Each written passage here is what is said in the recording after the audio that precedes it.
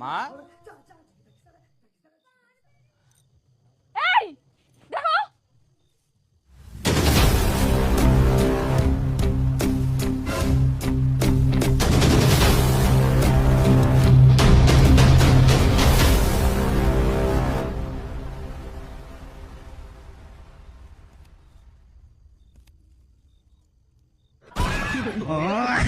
হারামজাদা, তুই বড় দাদা, তোর তো একটা আক্কেল জ্ঞান থাকা দরকার ছিল।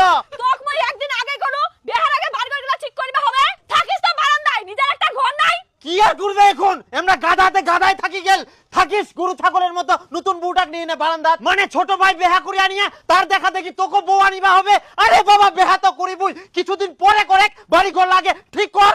তোর মাই বাপকে বকবকানি হাঙ্কে আর ভালো নেই লাগা থাই। হানিকে ঘর কোনটা লাগাও হাঙ্কে।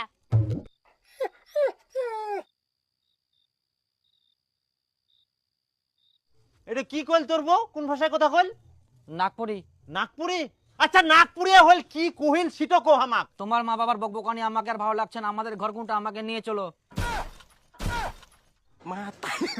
আচ্ছা, এখন আমার বকবকানি তোমাক ভালো লাগেনি? তোমার কোনো ঘর নাই, কোনা থাকিবেন থাকো। এই ঘরত কিন্তু আসিবা দিবে নাই।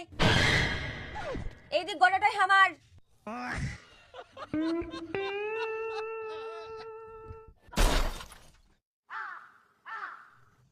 কোনা গেলে আমরা? যেই মনকের ঘর দুয়ার সেকের আবার ফুটানি দেখা।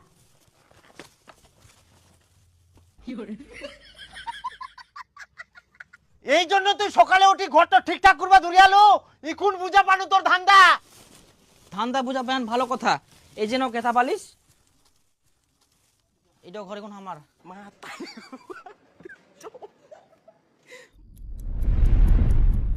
থাক এখন বারান্দাত, দুই বেটা দুটা ঘর দিয়ে দিন। কোনদিন তো ঘর বানাবো না, কিপটা কুঠিকার। কই দীপু? দীপু? বিপুল? আই দেখ, এমনি বাড়িটা থাকার জায়গা নাই, আবার আরেকজন আসি হাজির। ইয়া এখন কোনা থাকিবে? ভাল লাগেনি মোগার। আমার দীপু বলে বউ নিয়ে আসিয়া কই কোন ঘুরাচ্ছে? এ তো এইটা ঘুরাচ্ছে। মা তুই কোনা থাকবুতে? মুই নতুন বউটা থিনা থাকিম, গল্প সল্প করিম। আচ্ছা কই গে? ও দিদা তুই? আগে মা, বউটা তো অনেক সুন্দর। ইয়া দিদা, তুই বিপুলেও না থাকিস? হ্যাঁ না, আমার ঠিনা কোনো জায়গা নাই। তুই নতুন নাতি বউ ঠিনে থাকে।